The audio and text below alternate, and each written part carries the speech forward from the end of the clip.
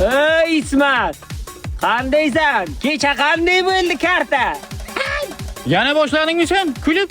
Men bilan PUBG Mobile o'ynaysanmi? Amsiya, siz men bilan PUBG Mobile o'ynay olmaysiz. Beraber o'ynaysanmi? Davay, o'ynaysan? Hozir men seni o'zim bilaman. Kel.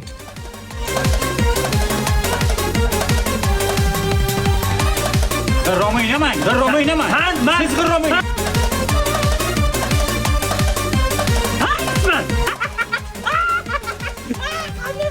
O'ynama men bilan.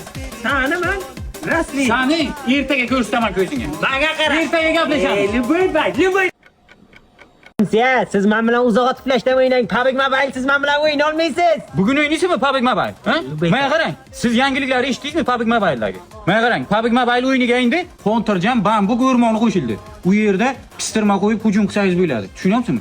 Keyin yangi hamroh panda qo'shildi. Panda minasida tezroq harakat qilib bilasiz panda bilan. Eng asosiysi, bu o'yinda tinchmas kostyum paydo bo'ldi.